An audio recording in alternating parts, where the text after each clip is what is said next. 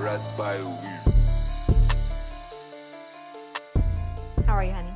I'm Gucci, boo. Super Gucci. You sure? Yeah. All right, good. Whenever I start, it's always awkward getting the podcast started. So you'll like ask me a question like, "How am I?" And then I feel like I can't just. You have say to come up good. with a new adjective like each time. Yeah, I know. I feel like put on the spot, and then I'm like not super confident in my response, and then you act like I'm not actually doing good. But I promise I'm doing just You're fine. doing great. You're Yeah. doing great, honey.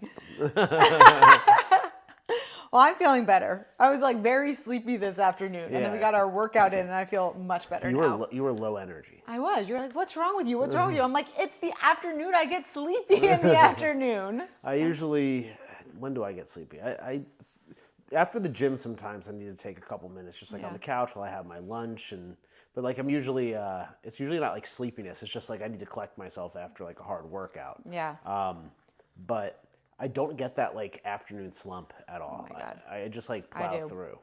Like Usually right around the time we're shooting this podcast on Monday nights where it's starting to hit me, usually around 7:30 like it is right now. Yeah, no, I get it like all the time in the afternoon. I have to have like an afternoon coffee, but then of course going to the gym like with you this afternoon helped to like snap out of it. Like the moment we were in there, I was like, okay, I'm feeling much better. I've noticed that going to the gym because historically I always went to the gym in the evening because I was always it was after I got out of the office. I was never a morning workout person. I was always an evening workout person, although I always preferred afternoon. Since I've been out of my job, and even like before I got out of my job because we were working remotely, or I was working remotely, I started to go more and more in the afternoon. I got more and more accustomed to that, and now I pretty much go either late morning, early afternoon is typically my timeline, and I love it. Yeah. But interestingly enough, now going like today wasn't that late, but we have had a few days lately where like I've been going at like closer to 5 or even like 6:30, and those are very, very different workouts. For like sure. At least getting into it is a lot different. I'm kind of shocked how much more challenging it is getting an evening workout in than I would expect it to be.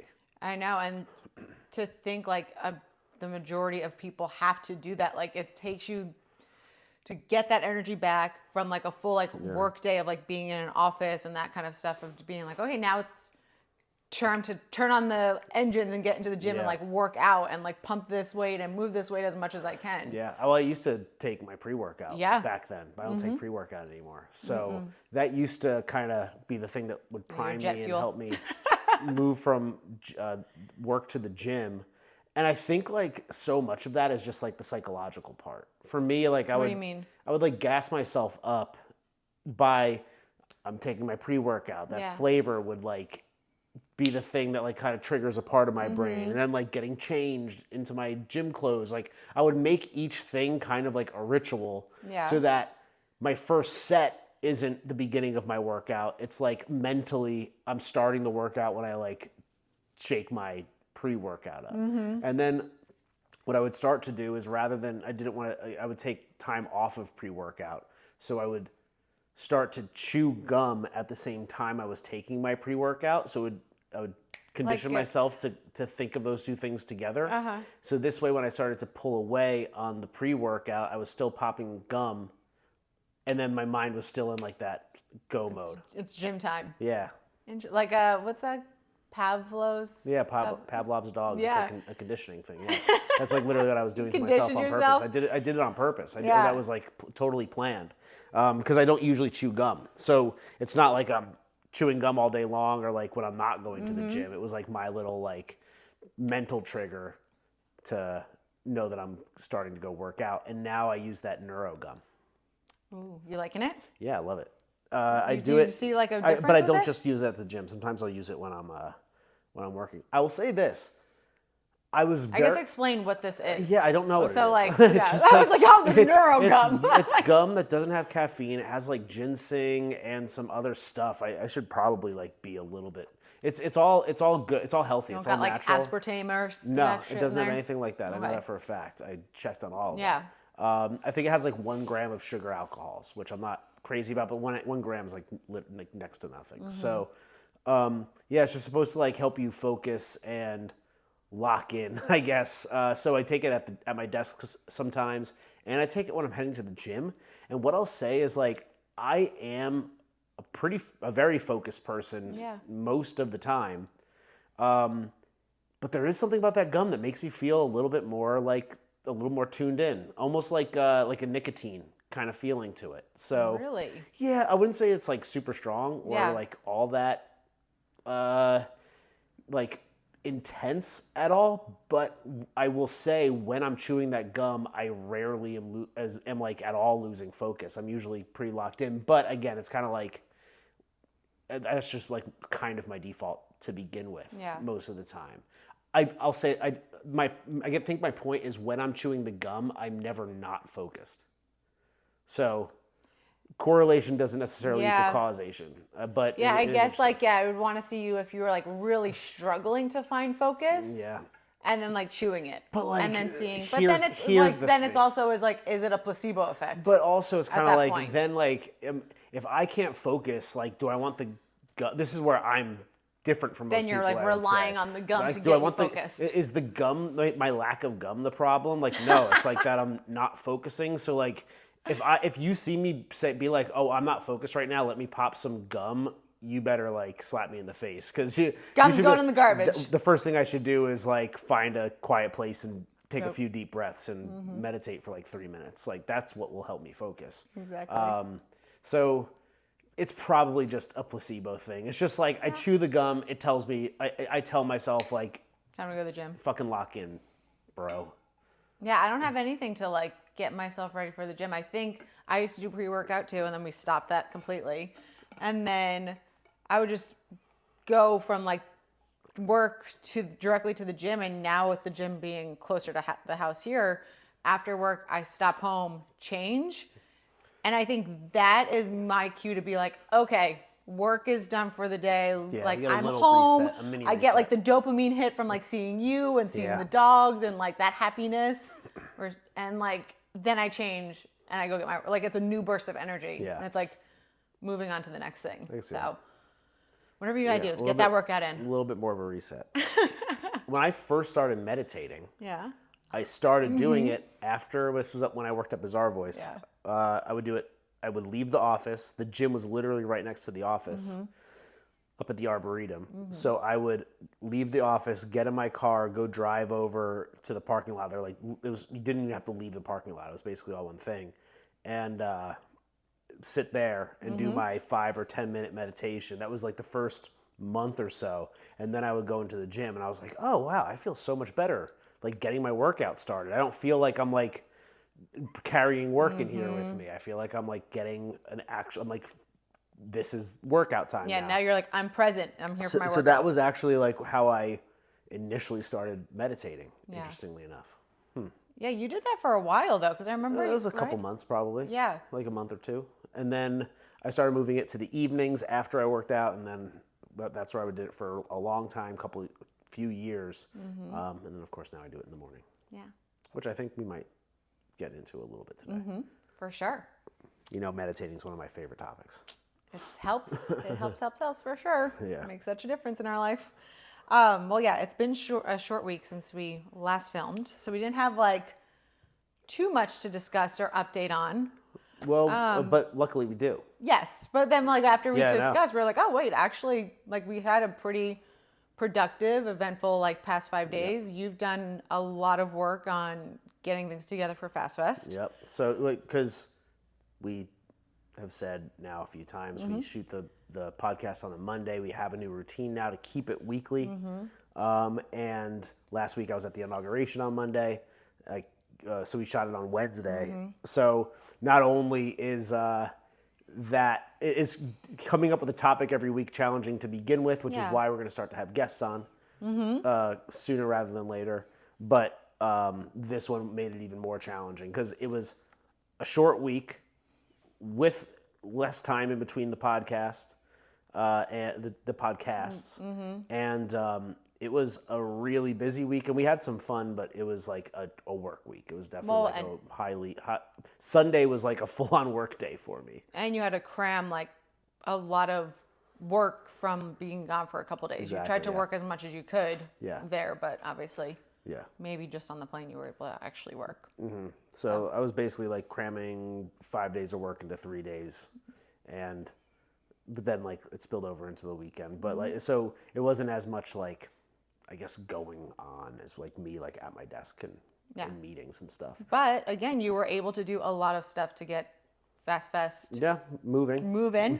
Yeah. We have some collabs we're doing. Yep. So is that what we want to get into? Yeah. So we teased it a couple weeks ago, but we are officially announcing Fast Fest. We are officially announcing Fast Fest. Say that 3 times fast. February 19th, 2025 to February 23rd, 2025.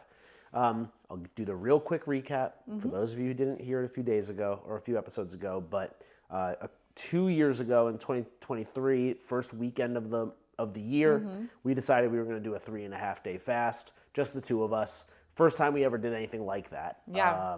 It was. We didn't even do intermittent fasting or like a 24-hour fast. We're like all in. We were just like, and it was really simply a matter of like, we heard some positive health benefits. It felt like a solid challenge, which I'm always up for, is like a good challenge. Something I had never done before. I wanted to be able to say that I did it. Yeah. Did I say the health benefits? And I don't know, just felt like the right thing to do to like start the year off and kick things off in like a, coming out of the holidays or whatever. So we did it and we posted it on Instagram, and a handful of people, whether it was like DMing us or when we were out and about, were like, hey, how was that fast? Like, it seems like something that I would probably want to do. Let me know if you do it again and we'd like to join. And because we did a pretty good job of like documenting it throughout the course of the week. And it was a slog for sure. I said a few episodes ago, I don't love it. It really does suck. Like, I don't think it's fun or enjoyable. Usually halfway through the first day, I'm already pretty upset that I'm doing it. It doesn't take all that long, but the way you feel afterwards is fantastic. Like once you start eating again, as long as it's clean, healthy foods, like I feel like Superman. Oh, definitely. And so this past year, we decided let's try to make it a bigger thing. Let's get some see who would like to join. We partnered with our friend Tim, who has a cold plunge company, because he was big into fasting. So we figured he did it pretty regularly. Yeah, he does. Like, he still does. Yeah. And he had a company to promote. It seemed like something that we could collab on. So we worked on it together and really just like threw together a few Instagram posts. We shot a quick video right here, and put a Posh link together for people to RSVP. And we also were donating money to the Central Texas Food Bank, because we are saying, hey, we're not going to eat for 3.5 days, but it feels kind of, I don't know, weird to like choose to not eat for 3 days when other people aren't. So we're like, let's do a philanthropic component here, a charitable component here, give back. And now it's like, we're not just doing this for ourselves, we're giving back and helping the community as well. So we didn't even partner with them. We didn't reach out to them. I just put a GoFundMe together that immediately like sent all the donations their way. I probably should have reached out, but like we threw this thing together in like a couple of weeks time. Like it's not like we put all that much thought or energy into it. And then when we saw people were starting to sign up, we were like, okay, well, let's do some stuff to like get some community here in Austin and like get people together. So help pass the time. Fasting. Yeah. So you wake up, you drink your water, eat your salt, do whatever you have to do throughout the day, and then by like 6 o'clock, you're like, bedtime, I guess. Like, what are we doing here? Yeah. You realize how much of my life is just waiting around to eat something. I'm just like, when is my next meal? I mean, but that's, I think, a lot of like, it's like, and then that's what we do. Even like when you're like hanging, it's not that like hanging out with your friends is not fun if you're not drinking or eating or doing something like that, but it is like you're also like, you don't have energy, you're irritable. It's like you have like that hangry feeling, and you can get headaches.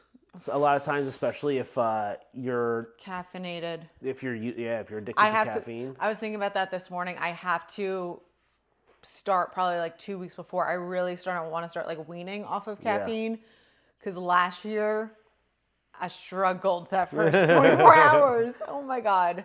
Yeah, and I was dying. And if you are somebody who does eat a moderate amount of processed sugar, that also can take a toll on you over the 3.5 days. So it's like, on one hand, it's kind of like, oh, you can't just you don't want something where people are just like hanging around just to like hang around. You kind of need to like give people something to do. So we did a walk the first full day of the fast. We did a bowling night at Bull and Bowl, where we played duck pin bowling and drank a bunch of Richard's Rainwaters and played like Pac-Man and some other stuff that they have there. We had a decent turnout for that. Third day, we had a good turnout for the yoga and breath work in the park. And you had mentioned like the yoga was like so much harder than it should have been because so much you harder. hadn't eaten for 3 days at that point. I like the amount of vinyasa flows we were doing. At one point, one of the people there just laid on the mat. They're like, I'm done. Like, no more. I'm just going to go into Shavasana and be done. It was rough. It was really hard. It was fun. It was great. And it was like expertly like led, but it was wonderful. It was just hard for the participants of the fast. Yeah, because that's at that point was the third full day. And as we'll get into, like, it's not just like you're hungry and angry. Like, there's a spiritual component to it to some extent, where it's like your most base need in life is to eat something. So when you don't have that, like, your body, not to say your body is panicking, but your body is literally starving, and then your mind starts to, I would say, like, play tricks on you too, is maybe a good way to think of it. So it's like a physical and mental challenge, 100%. And to do, so it was awesome doing the yoga, but by the time we were done with the yoga, I was like done, wiped. Yeah. And then the final day is Sunday morning, and we had a breakfast party here, a breakfast brunch, where we had, I don't know, a couple dozen people or so here. Everybody brought something to eat, and we got to break fast together and celebrate the end of the challenge and what we had accomplished. And it was actually like a very, very nice event all around. So we had 70-something people sign up last time, with somewhere between like 25 and 30 people actually complete it, at least as far as we were able to verify. Throughout the course of the week, a few dozen people showing up to these various events, which was super cool. No, go ahead. And then people were showing up who found the event on Push. Yeah, people that we didn't even know. People like all of a sudden on the breakfast, like we had people show up at the house, and I was like, "Hi, Yeah. who are you?" And they're like, "Oh, I'm here for the breakfast." Cool. I was like, "Great, come on in!" Come on and in. like it was really cool. And the same thing with the yoga and breathwork. There Yeah. were people there that like we didn't know, Yeah. but who had signed up. So it was really cool to actually like create this event that it resonated with others in the community, not just like with like amongst friends and family. Yeah, it was really neat. It was very cool. And there was something else I was going to say about that. I don't know. I couldn't remember what I was saying, but we had a few dozen people actually complete it, and then we donated several $1,000s to the Central Texas Food Bank. So that was with little promotion, little planning, no partnerships or anything like that. No way of like actually like really spreading the word aside from like Instagram. Just being on Posh and like us letting our friends know, oh, I knew what I wanted to say. Yeah.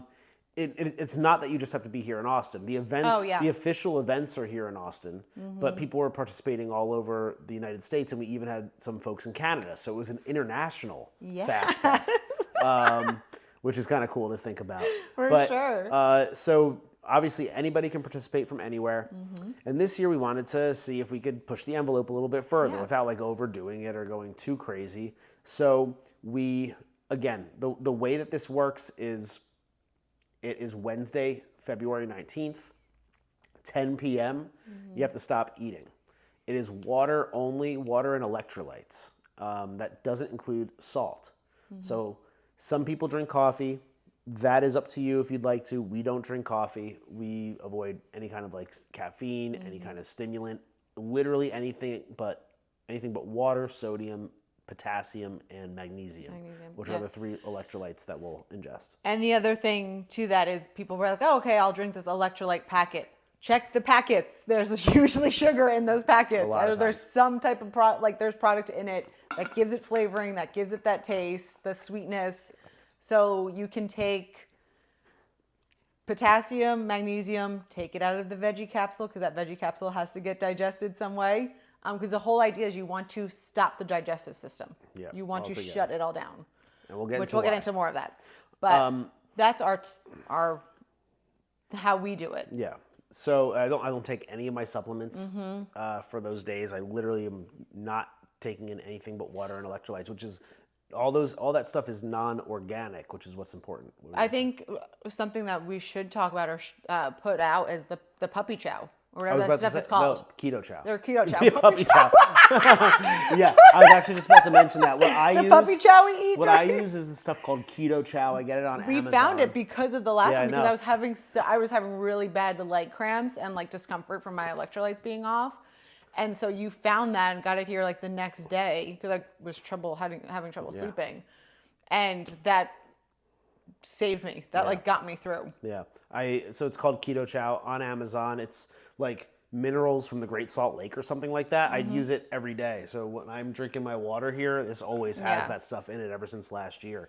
I love this. It makes my water so much more palatable and like it keeps me so hydrated. Yeah. So I use this stuff regularly. I mean, there are people that do say like you should have something like that in your water all the time because it helps you actually like absorb the water it, as opposed instead of just flushing it out. So if you ever drink water and you have that like feeling like it's sitting in your belly and it's just like sloshing around and that, you're like, I don't like drinking water. It's probably there's not enough electrolytes in it. So get that keto chow. It doesn't take much. It's like $30 for the bottle, but I just put a little like a little squeeze in this whole thing. So this big ass jug, which is like, I don't know, half a gallon or something. I just put a little like milk, like split second squeeze in there. I love that stuff. I tell my clients about that. It's like one of my favorite things. Definitely recommend if you're doing the fast or not doing the fast. Yeah. Keto chow. Not puppy chow. Yeah, definitely not puppy chow. Puppy chow probably has calories in it. So that is so that's last year. So now this year we are doing it a little bit better and we have some official like partnerships and things that we can announce at this point, which is very cool. So again, you don't eat from 10 p.m. on Wednesday night, the 19th, until 10 a.m., so 3.5 days, on Sunday, the 23rd. We want to provide people with things to do. Day one, I think we'll probably still do a walk. We're still working through that. And in fact, we're meeting with somebody this weekend, somebody who we've mentioned previously, who's fantastic at throwing events. Which we're going to chat with her and see if she wants. It sounds like she wants to help. Yeah, for sure. Pumped to have her kind of help orchestrate some of this because I can only do so much on my own. But probably a walk or something like that, maybe around the trail, day one. Day two, I just spoke with the head of events over at Pershing today. And they have their arcade over there in the barn house kind of, is that what you call it? Like a farmhouse house or a barn? Yeah. It's like a garage, a shed, I don't know. It's like a big. I think it used to be a mill house. It's a mill house, I guess. Yeah. So it's like a big, I don't know, barn of some sort. And it is, they have an arcade on the bottom with a pool table and arcade games and a TV with some couches and stuff. So we were thinking we'd have a game night there, board game night. We could put a movie on. People can lay on the couch if you want, or if you feel you have enough energy to play board games and play pool. I feel like it's a good pinball machines, all the things. Yeah, it's a cool way to kind of like get Pershing involved as well, which obviously anybody that listens to the show knows that that's our home away from home. That's not all that far away from home. It's literally basically home. So that will be, I think, a fun little opportunity or a fun little event there. And then day three, probably some sort of movement-based activity. Yeah. You're going to want to move at that point. You're not going to want to move, but you should be moving that third day, I would say. So we'll do something, and we still have to figure out exactly how we're going to do that then, but we'll figure it out. Well, since we're one of our partnerships is Colosseum and Squatch. Yep. So like maybe we can talk with them and see like on a Sunday afternoon, depending on how big Saturday afternoon. Yeah, sorry. I already talked to Sean about that, actually. Okay, like just using that outdoor space? Basically, he said, like, as long as it's not interfering with members, then we could probably figure something like that out. So, perfect. That's the way I'm thinking about it. Or maybe even, like, the inside space. We're not going to talk about that here. But, logistics. Yeah, that's all logistics. But we are partnering with Squatch and Colosseum as well, which, again, I am now a trainer there. I just got my headshot the other day. I looked good in that. That was okay in the headshot, right? I got my haircut. If you can't tell, I got a little bit of a shorter haircut than what I've had, and I actually really like it. It looked really good in that photo. Really so I as a trainer at Squatch and Colosseum, they were happy to be involved as well. So again, maybe we'll do an event there for some sort of movement of some sort, and happy to have them included as well. We're going to be putting flyers up over there. So now we have Pershing, we have Colosseum and Squatch. That's helping get a little bit more visibility out there. And we are officially, so last year, like I said, we didn't actually partner with... We're at 30 minutes. Yeah, we didn't actually partner with Central Texas Food Bank. We just like sent them money basically. There you go. And this year I wanted to actually have like a real partner. So we are officially going to be, I guess the way to say it is that the 84-hour Fast 2025 is benefiting the Mobile Loaves and Fishes and Community One Village. So Mobile Loaves and Fishes, why don't we pull it up so that we can give them like credit where credit's due. They're basically a local Austin charity. It's a Christian social outreach ministry that has been empowering communities into a lifestyle of service with the homeless since 1998. Founded in Austin, Texas, the organization serves its homeless neighbors through 3 core programs. They have a truck ministry, which is a food truck that delivers meals to the homeless. They have Community First Village, which honestly is like the guy who founded this thing was on Joe Rogan. I should find his name. His name is Alan Graham, and he's got a whole like brand of his own. He's an entrepreneur. He founded this thing. But this Community First Village is an entire village not too far from here, maybe 15 minutes east of our house in East Austin. It is a 51-acre master development that provides affordable permanent housing and a supportive community for men and women coming out of chronic homelessness. So this is for people who are transitioning out of homelessness. They get to go to this village where they get to live with other people that are transitioning out of homelessness. They get fed. They they give them, I think they call them like dignified employment opportunities, if I'm not mistaken. Is it something that they go live there and like work on the land and it like goes back for their housing essentially? It says, realizing that most, if not all of our neighbors who live in Community First Village are quite entrepreneurial in nature, Mobile Loaves and Fishes developed the Community Works program to empower individuals to rediscover their God-given talents and move those talents into the economy.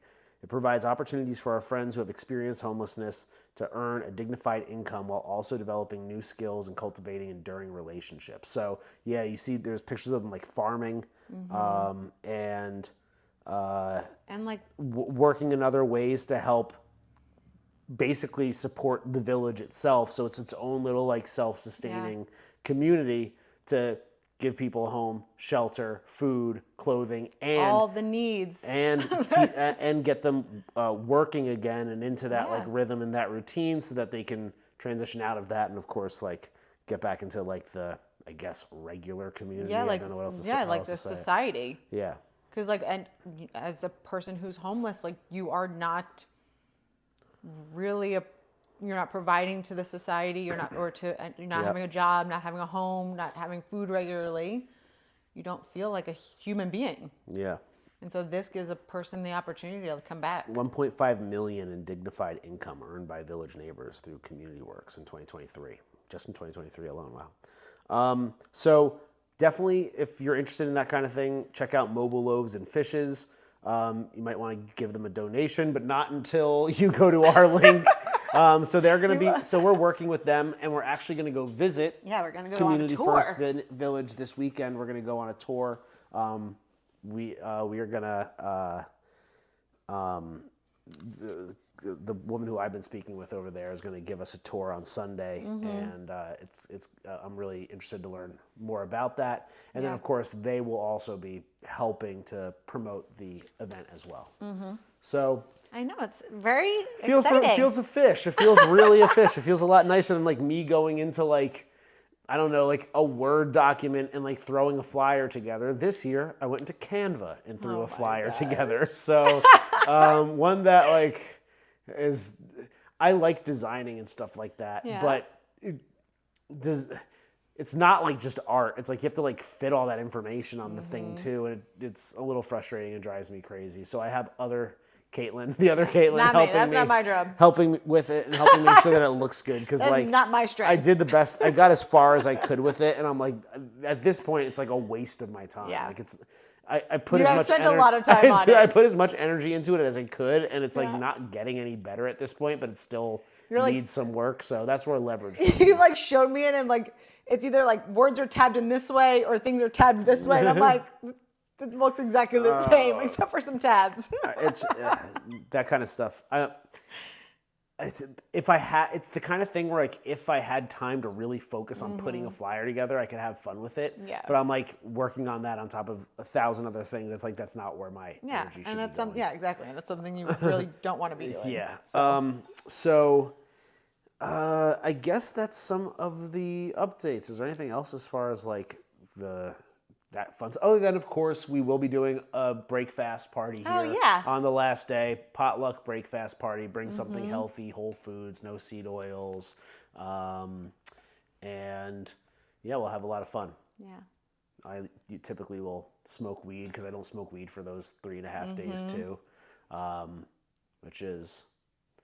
I actually like have no issue with that whatsoever. I didn't smoke. So for the first time in a while, I didn't smoke weed at the inauguration, and I like didn't even realize I wasn't. I was just like you're just high on trumpet. I was high on cigars. I smoked 4 cigars.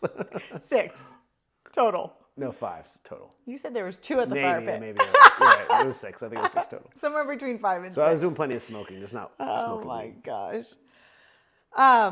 Well, we also said we wanted to give some details about why to fast and why you should fast and why you should join.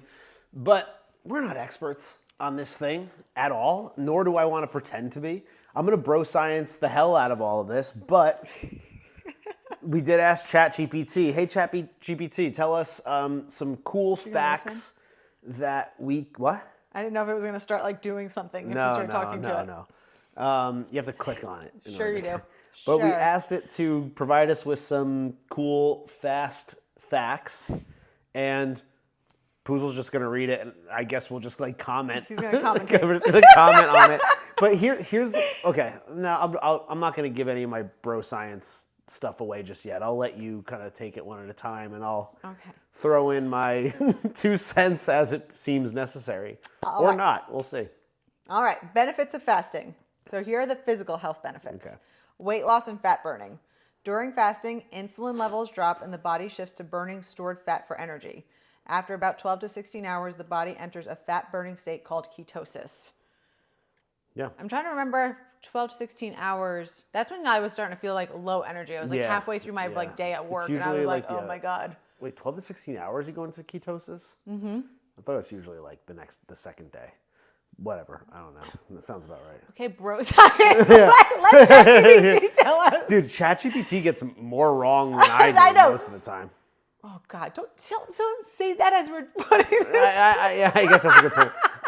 I'm going to take it for its word at its word when it talks about ketosis. I don't know enough about this. All right. And then cellular repair. But I want to say this about that.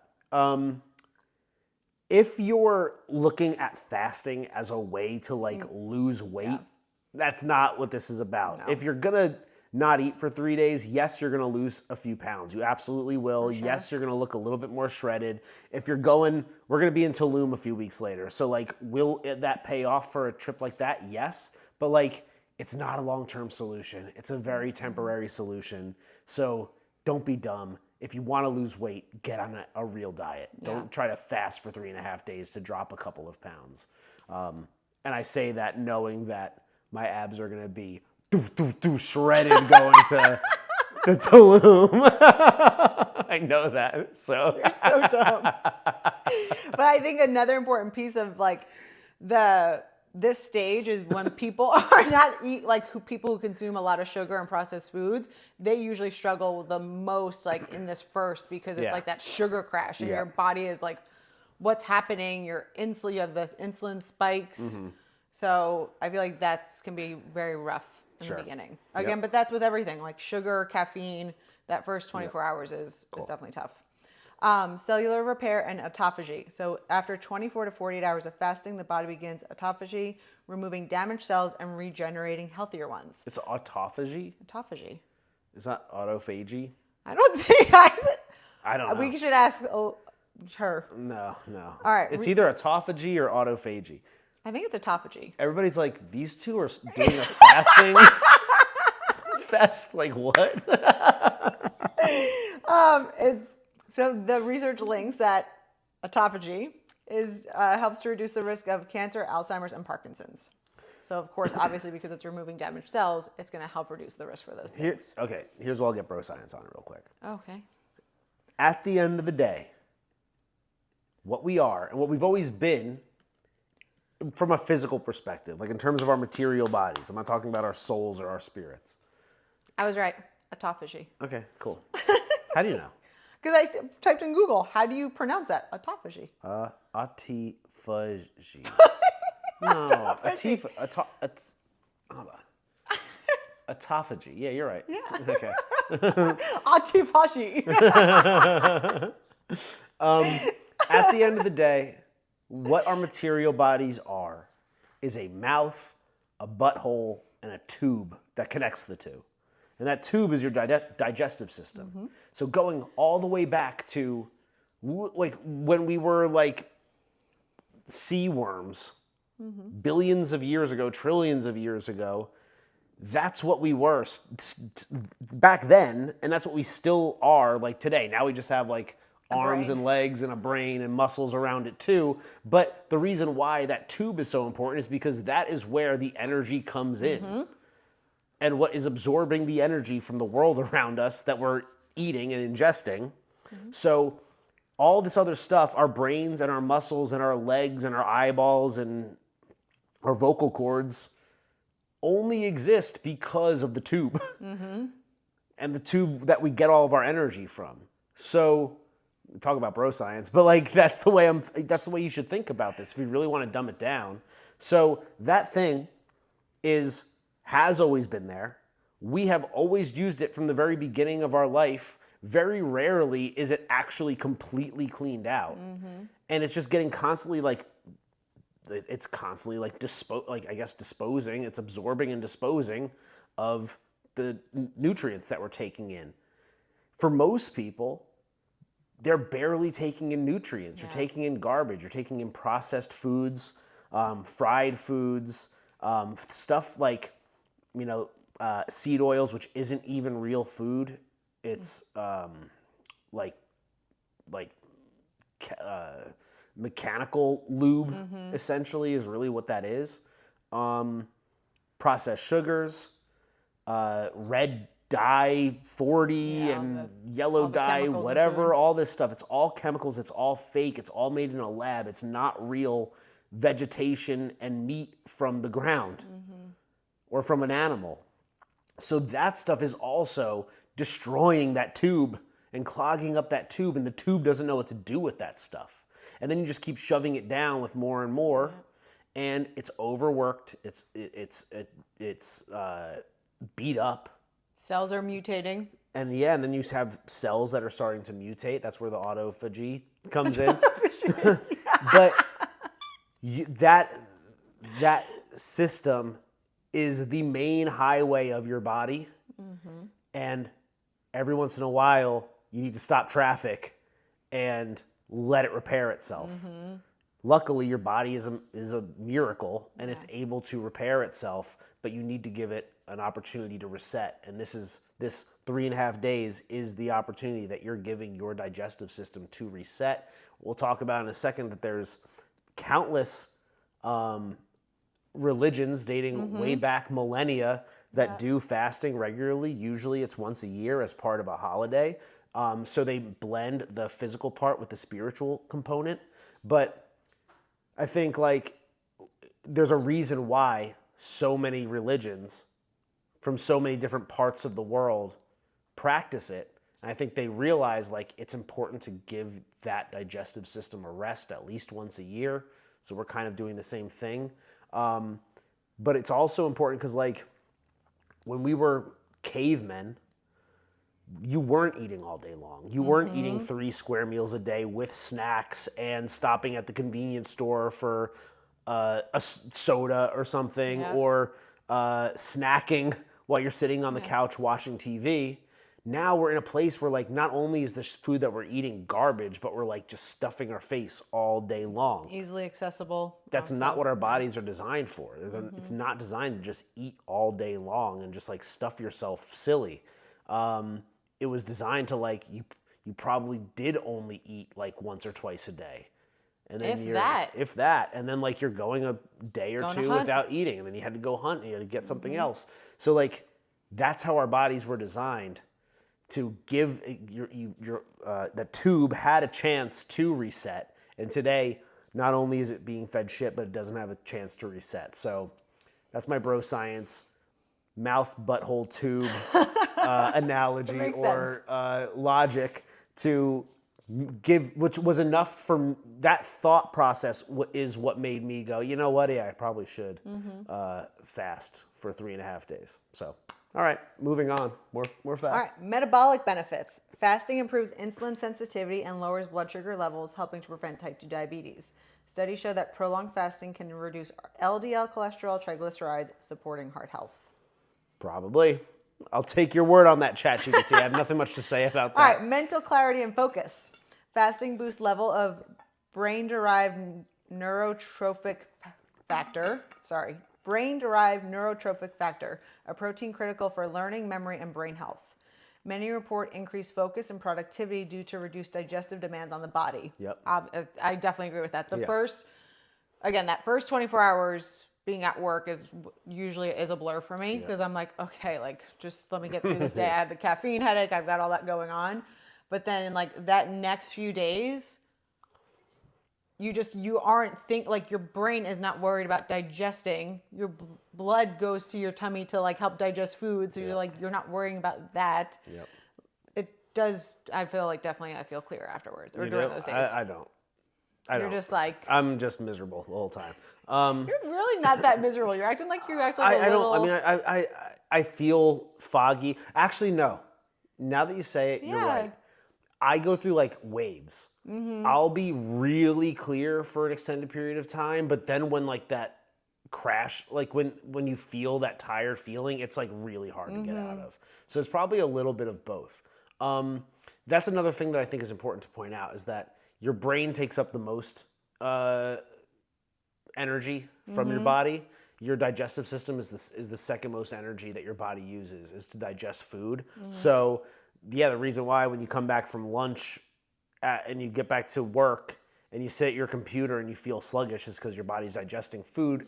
It shouldn't feel that way. The reason it feels that way is because you're probably not eating good food. If you're eating healthy whole foods, then your body knows what to do with it and knows how to digest it. But that's part of the reason why you feel that way and why you feel sluggish after like a Thanksgiving dinner, for example, of course, is because your body is taking a ton of energy to just just pull the nutrients in and get rid of what it doesn't want. which is another reason why you want it to reset. You want it to like have a chance to chill and relax and not be like, have the shit kicked out of it 24/7. Yeah. And then the other thing, it's also, hold on, I'll also say that's why if you have trouble sleeping and you eat late at night, a lot of it's because your body you're supposed to be like at full rest, but your body isn't actually resting. Your body is digesting food. So it's like taking up a ton of energy that it should be taking to like help you relax and go to sleep. It's taking all that energy to just push the food through your tube.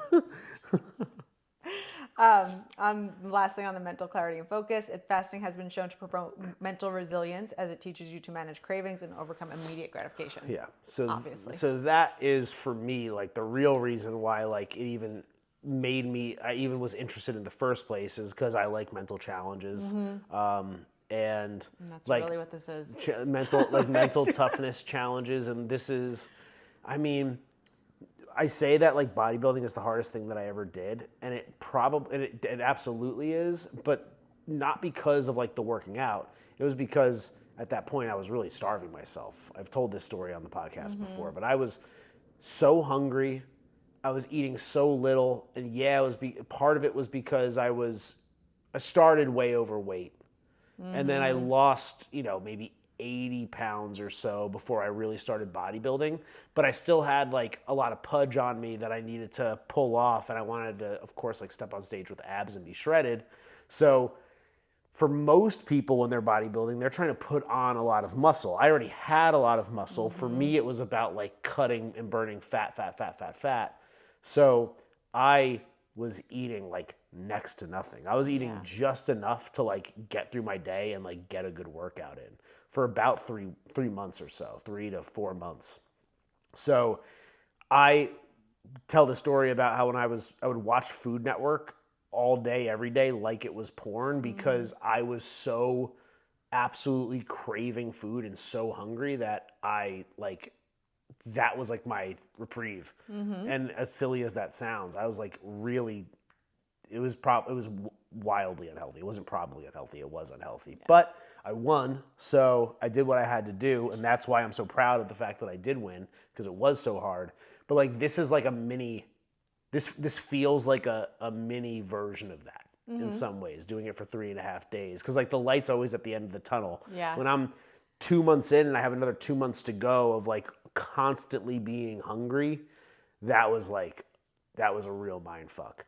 I actually, during that time, and I think this is like worth saying because like it's all about not eating, that is when I started to realize like how your mind reacts to the lack of food, because I would wake up and I would just be like, I just can't wait to go back to sleep. Like that's all I wanted. Like I don't want to go to school because I was in college at the time. I don't want to go to school. I don't want to go to the gym. I don't even want to like just sit on the couch and watch Food Network. Like I just want to go back to sleep.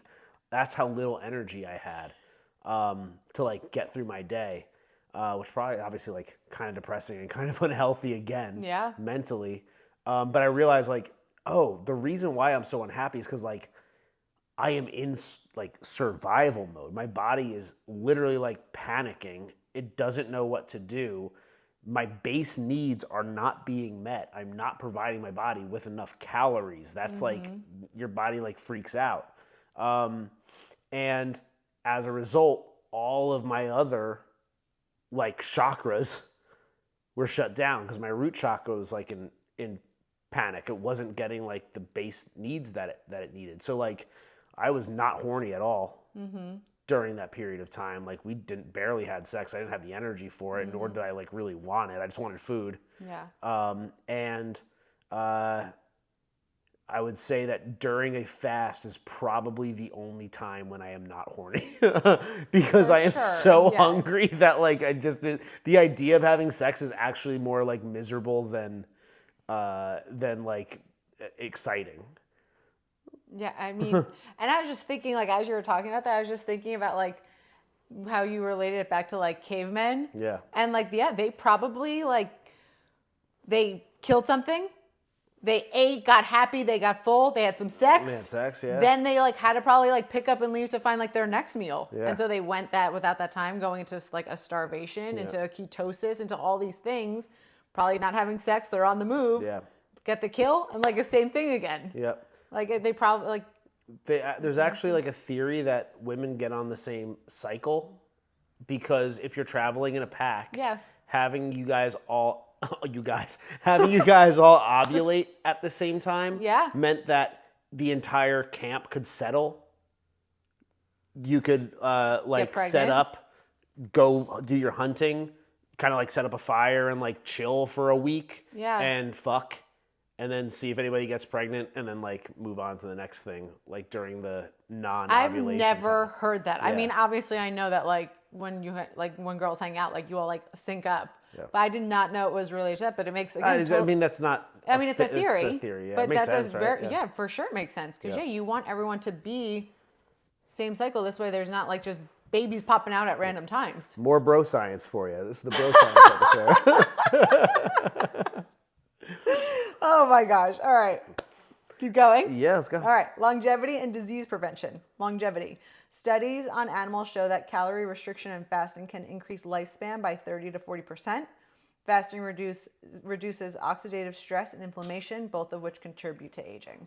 I mean, I would almost guarantee that this is the case. And again, I think there's a lot of factors that go into it. It's kind of like when people go from a like eating meat to a vegetarian diet and they do studies like that, they're like, oh, people's health is so much better when they're a vegetarian. But it's like, well, it's not that they're a vegetarian. It's that you're restricting what they can eat. And as a result, they can't go to like McDonald's and eat like shit like that. So this is like maybe somewhat questionable to some extent. But I think really what it comes down to is like, if you're eating healthier foods, whole foods, and nutrient-dense foods, you are taking in less calories because you get satisfied quicker. Your body knows what to do with it. You digest it, and then you're ready to eat again in a meaningful way.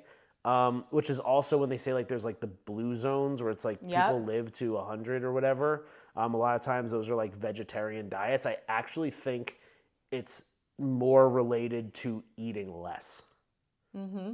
But I don't know, because I eat a ton, and I'm as healthy as they fucking get. I'm joking, but I do eat a lot, and like I feel great. So it's hard for me to say that like eating less is something that you should do, because I eat until I'm satisfied, and then I don't eat, and then I just listen to what my body wants, and it turns out that my body wants a whole lot of calories and a whole lot of meat and a whole lot of milk. So it's hard for me to say that like. You should eat less. I think it's a matter of just like you eat healthier foods, by default you will eat less. Exactly. And this less calories. This should come with like asterisks, because it's like fasting can increase lifespan by 30 to 40%. But if like you are fasting, say you're even doing intermittent fasting, and like you're fasting for 18 hours and then you eat fries, fried food, chips, cereal, like processed foods, you just undid everything you just did from that fasting, because all of that is so inflammatory. A lot of people look at intermittent fasting because I think like the idea, most people are like, well, I don't eat breakfast anyway, and I don't really need lunch. I just want to eat dinner. And it's kind of like, okay, so you're not eating breakfast, so you're already kind of intermittent fasting. You just want to be able to skip meals and then like eat whatever you want like later in the day for a couple hours. And it's you're like undoing everything. Undoing it all, and like just most people are intermittent fat. They're like, not just in terms of what they're eating, but the amount that they're eating. They get so ravenous that now you just like clogged that tube. Mm-hmm. So now you went from like it was completely clear to you stuffed your face because you're so hungry from not eating all day. And again, especially if it's bad food, then now you just like basically like the same way that you take a huge shit in a toilet and flush it and it doesn't go down, like you just did that same thing to your system, and now you kind of feel like crap, and now like you're like, oh yeah, I don't have to eat for 18 hours. It's like, yeah, because like you just like wrecked your entire digestive system. And like now your body is trying to digest for 18 hours garbage food. Yep. And not actually getting the benefits of the fasting. And too much, but also too much food. Yeah, exactly. Because your body needs a certain amount of calories to sustain itself throughout the day. Yeah. And if you, let's say you need 2,000 calories and you're eating 500, 500, 500, 500 throughout the course of the day, okay, that's a quarter of the food at one point, a quarter of the food at the next point. But now if you need 2,000 calories and you're eating them in the course of a couple hours, now you're just like, again, you're just clogging your shit up. Yep. You're putting all those calories in at one point. Your body's like, I don't want to ingest 2,000 calories right now. And then you're going to bed. Yeah. It's like, it's one thing if you did, like, you broke your fast in the morning and you had all day to expend that energy, but otherwise you're like, fuck, okay, I'm going to bed now. Intuitive eating is the key here. It is. Intuitive eating. And people are like, I don't know what that means. I think fasting helps with that. You'd have to do it a lot if you're not somebody. Listen to your body. Listen to your body. You have to learn how to listen to what your body wants and like give it what it actually wants. And the only way that you're really going to find that out is by nixing all the bullshit. Your body, you're not going to know what your body wants if all it knows is crap and processed foods and seed oils and processed sugars and red dye 40. It doesn't know what it wants. It's associating what it wants with all that bullshit. So it wants the pleasure it gets from like having those foods. Whereas if you're eating whole foods, eggs, meat, fruit, vegetables, whole grains, stuff that comes from the ground, honey, maple syrup, dates, like those things, your body knows exactly what to do with it. And as it starts to get used to those things, you're going to start to realize like, oh, like I don't have to eat as much to be satisfied. I'm actually getting all the nutrients I need from like eating far less and I feel better. And you know what? It's actually not that bad. It's actually tastes pretty good. And when you go back to the other stuff, you realize it tastes ridiculous. Like, and it's not satisfying. It's not satisfying. You can eat like a bag of candy versus like 2 dates. And like have, like, I mean, I'm more satisfied obviously with the dates. Of course. Like it's like a natural sugar. And then your body starts to associate its cravings with that real food. So then I could go, okay, I'm hungry. Like, which of these things sounds the most appealing to me? Yeah, I love this game. Like a piece of chicken breast, a scoop of almond butter, pineapple, a date. Like, now you can kind of like just like sort through those things. You go, oh, it wants a chicken breast. Okay, I want protein. Maybe cook up, like if I don't have chicken breast, let me cook up some eggs. Or it's like, does it want almond butter? It's like, okay, well maybe, so it needs some fat. Like maybe I'll, again, like have a scoop of almond butter or like a piece of toast with butter. Or a glass of milk. Or a glass of milk or something like that. Oh, it wants dates or it wants honey. Okay, well like, then I'll, or like fruit. Like it makes it so much more obvious when you think of it that way. Because like, if you're hungry and all you know is like a cheeseburger, well then you're hungry for the cheeseburger, but like what thing on the cheeseburger do you actually want? Right. You just want it all. And it's like you can't delineate like what exactly your body is asking for. Or like worse yet, like your point is like if you have a sweet tooth and you're craving like a bag of candy, like it's unlikely that you're gonna reach for a banana. Right. Yeah. I don't know if any of that makes sense, but whatever. I'm bro sciencing over here, dude. Well, we were at just over an hour. All right, now let's get through this. We had a whole other thing to talk about, but maybe we'll save that for next week. History of fasting. So, I actually had a pretty big update to discuss about me personally, but we'll save that for next week. Next episode. Cultural and historical roots. Fasting has been practiced for millennia across the cultures. Ramadan, 30 days of fasting from sunrise to sunset for spiritual purification. Lent, Christianity, abstaining from food and indulgences to honor sacrifice and devotion. Did you ever have to, like, for Lent, did you ever give up anything? I'm sure I did. I probably gave up like chocolate or something, and then a week later, my parents probably forgot about it. So like I was probably like never really followed through because there was no meat on Fridays during Lent. We sort of stuck to that. Yeah, we got pizza. Yeah. Right, so like pizza night. Yeah. Yom Kippur, a 25-hour fast for atonement and reflection. Yeah. So again, I think like there's it's on 30 days of I mean that's. But that's 30 days like sunset to sundown. Sunrise to sunset, yeah. What'd I say? Yeah, whatever. You know what I meant. So I'm just correct. and then I have a couple others here. Sorry. Go ahead. Ancient Greeks fasted to enhance focus before athletic events or philosophical pursuits. Again, your brain is not focused on digesting the food. Yeah. You're also, if you're going into an event. But they weren't probably fasting for days. They were probably fasting for like a half a day or something like that before something. But again, if you're kind of like your whole idea of like you don't like to eat before you go to the gym. Yeah. You like to like squat on an empty stomach. Yeah. Same thing. Totally. I have my breakfast in the morning. I really hate going to the gym like with not having digested my meal for like at least an hour. And like when I say digest my meal, I'm talking breakfast and lunch, which is very little. Yeah. I don't eat a lot at breakfast and lunch. I eat a lot for dinner. Mm-hmm. Yeah, but that makes total sense. Yeah. They want to go do it on an empty stomach. Fasting and evolutionary history. Our ancestors. Well, I'll just say this really quick because again, I think like there's I mentioned earlier, the physical component of fasting. So I think those religions realize like, hey, you're going to live longer if you give that digestive system a little bit of a reset. And then also like there is that spiritual component. Which I can get into. There's a ton of highlights here for that. Okay. All right. Yeah. Cool. Well, then do that. That's what I was going to. Okay. Yeah. So I don't even know what I'm going to say about it, but yeah. So spiritual components, heightened mindfulness. Fasting allows individuals to step away from constant consumption and focus inward. Many report feeling a greater connection to their purpose and heightened gratitude for food and life. I wonder if part of the thing we should like encourage people to, if they don't journal, to kind of journal during it. Journal during it. I love the idea. I love that idea. That's awesome. And just say like whatever feelings come up or thoughts come up, or if you journal regularly, how does it differ? Yeah.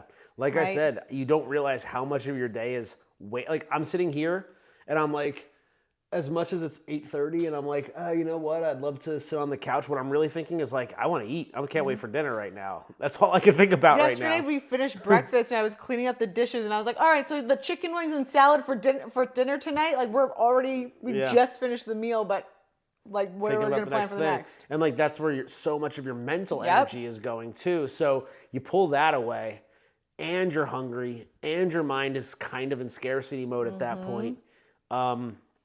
Yeah, it's like you're going to start to have some trippy feelings. Like I said, your mind is going to start to like play tricks on you. You're going to start to have thoughts that maybe you aren't used to having.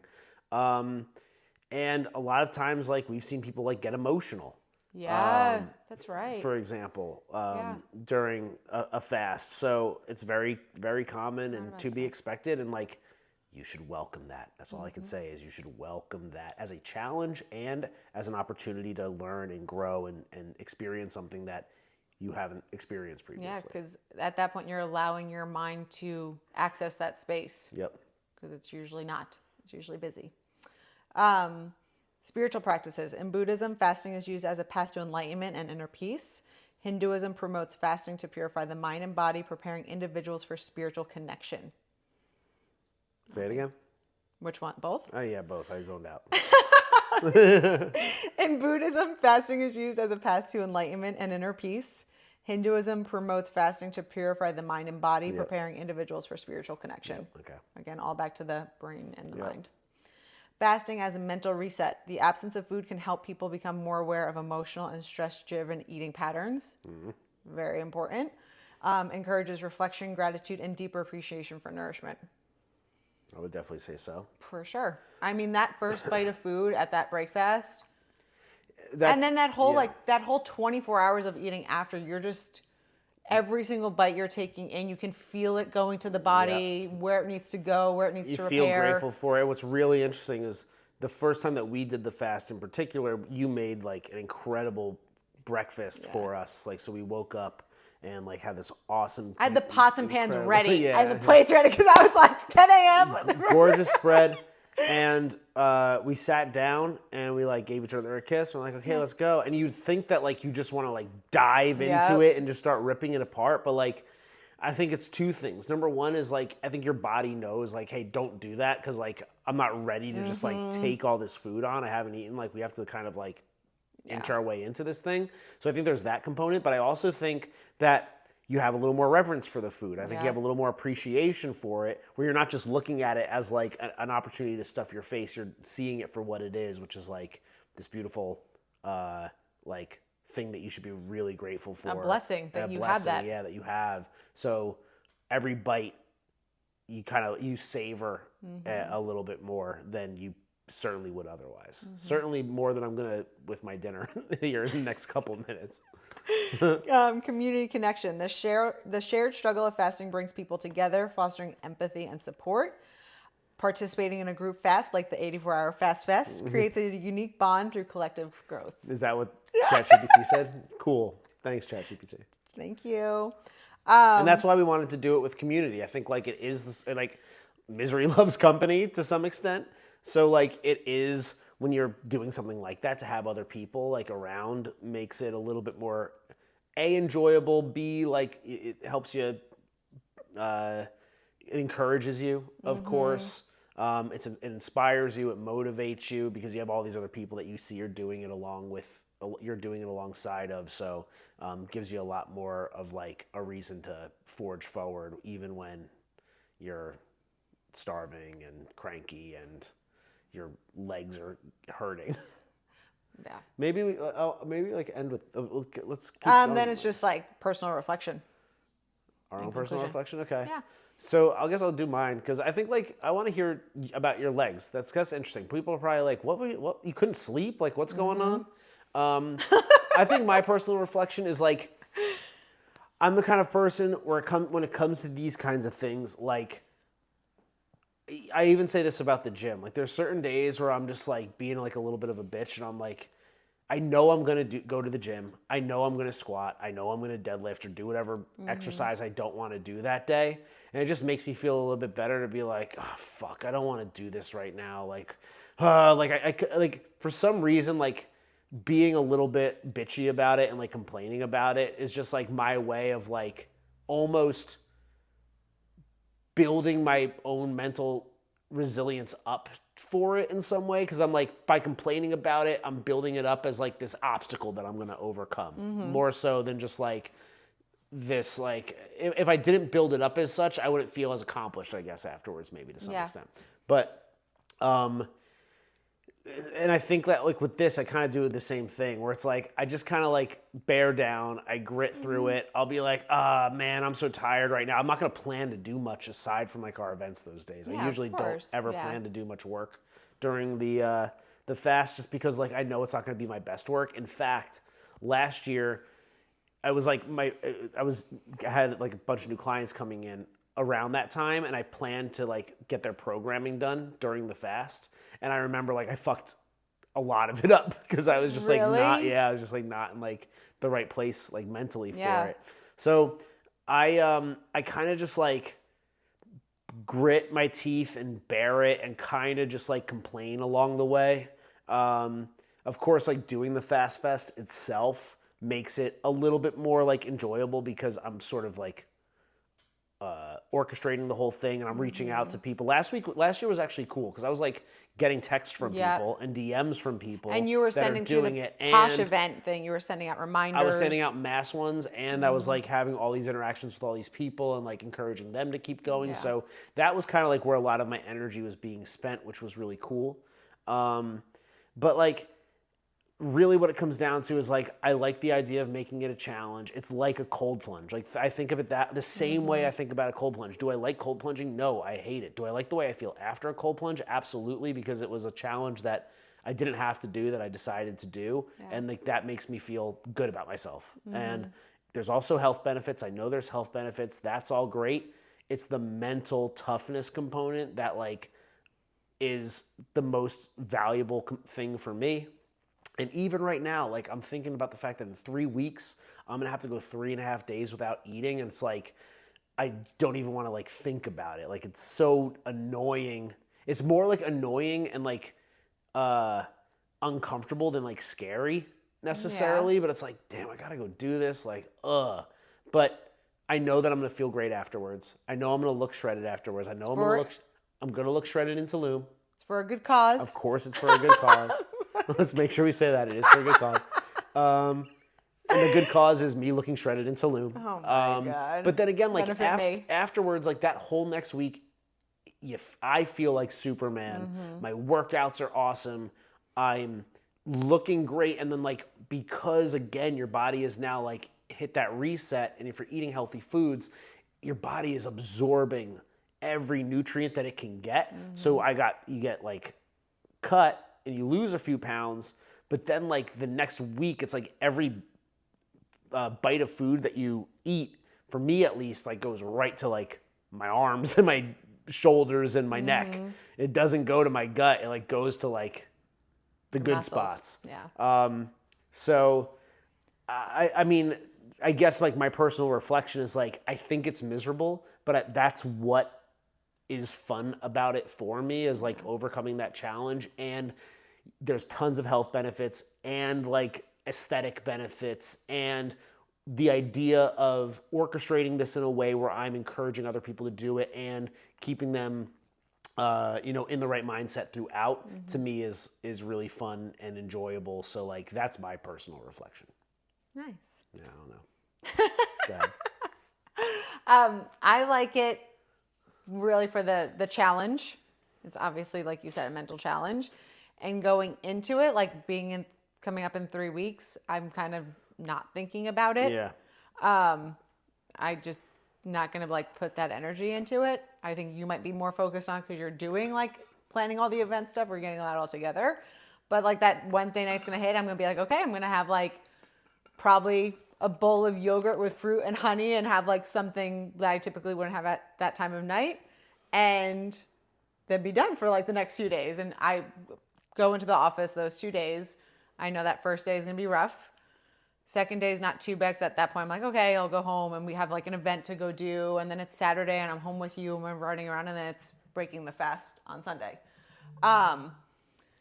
Last year, this is my only concern for this year, is last year on Friday night and Saturday night. So that's 24, almost 48 hours, and then 72 hours. I had severe like thigh, hip, glute pain that was actually like I couldn't sleep in bed, and I couldn't sleep at all, and I had to like go out to the couch. I got a heating pad and was like resting it and like sleeping on it and like changing position. You came out and slept on the couch with me. And I think it was a combination of the electrolytes, because then like that 72-hour night, once I had the keto chow, it wasn't as uncomfortable, but it was a throbbing, aching pain. And I truly think it was autophagy of some scar tissue I had in like my hips and groins. That the spring or summer of this past year. So this is after the fast. I went to a deep tissue massage therapist, and she did a lot of work and cupping and like broke up a lot of stuff I had in there. Yeah.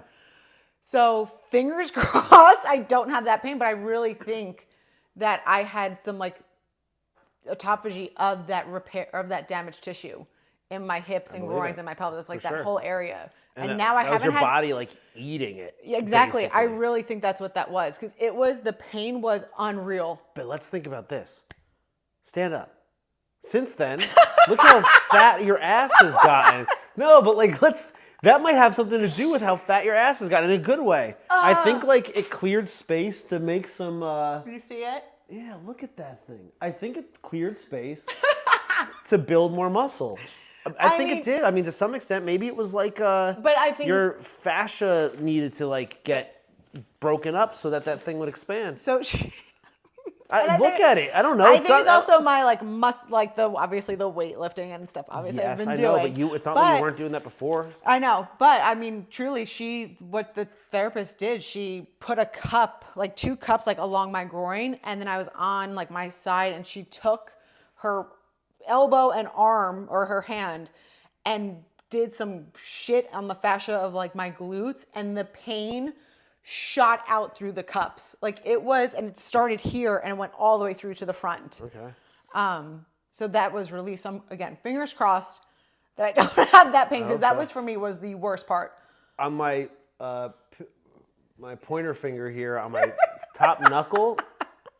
What? I'm serious. On my top knuckle. My pointer finger here. In my top little knuckle, I had this little Your tarsal. This like, what do you call it? I think they're like metatarsals. Your fingers. Like each little piece. Whatever. Well, this top knuckle of my left pointer finger, for a long time, like a couple years, had a little like, I don't know, calcium deposit, like this little like bump. Like overgrowth of bone or something? It wasn't that, because it wasn't like super hard. It was hard-ish, but like it wasn't bone hard. And over a couple of years, like it grew a little bit bigger, and like it was kind of like a pretty like significant nodule. Like was it like like a growth on my finger? Like not really, but like when I would touch it, like it was clearly like a big nodule, and I was like never knew what it was.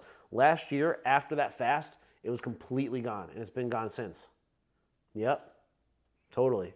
So I think that's also the same thing, because my hands hurt when I do a fast. When we sleep during the fast, my hands get like a lot of pain. That's right, And I think I have a lot of maybe scar tissue in my hands, and like stuff that builds up in my hands. Yeah. Who knows, from like all the lifting or like something. arthritis kind of stuff, Maybe, like want to set in. Maybe arthritis. Yeah. And that's kind of like what looked like was like a rheumatoid arthritis kind of like thing almost. I guess that's like a good way of thinking about it. That's what it sort of looked like. And I'm telling you, 3.5 days later, the thing was gone. It hasn't come back. It was significant. It wasn't like in my head or like some little like bump. It was like a pretty significant little nodule. Yeah. So that's all bro science. It's nothing more than bro science. This is just all our experience. We're not saying that fasting is going to cure me or like a miracle thing, but it might. But it might. It might. Cool. All right. So try it. We're done. Please join us for Fast Fest. I will put the Posh link in the description for this podcast, and you can also find it on in our link trees on our Instagrams. We'll be posting a lot about it. Please, would love to have you join us, even if you're scared, you're not so sure. Reach out to us. We're happy to help answer questions or support in any way. And I would say like, I might as well like make it like. Give it a try. Even if you want to do like 48 hours, like do 48 hours. Like it's up to you. There's no rules here. It's literally just an opportunity for you to challenge yourself in a way that you wouldn't otherwise, and have other people around that you're doing it with, have a community, and get some encouragement and some fun tips, tricks, and if you're in Austin, even some events along the way. Yeah, and we even had people, I don't know if you said this, we even had people last year that who weren't fasting, but came to some of the events, I think just to kind of see what it was like and talk to us about it, see what people were kind of going through. So we encourage you to do this however you see fit. At the very least, we would certainly encourage you to donate to Mobile Loaves and Fishes and Community First Village to help people transitioning out of homelessness. And that's just icing on the cake after sick abs in Tulum. My God, there's more reasons for fasting. I know. We already went through them. We don't have to do it again. Peace out, y'all.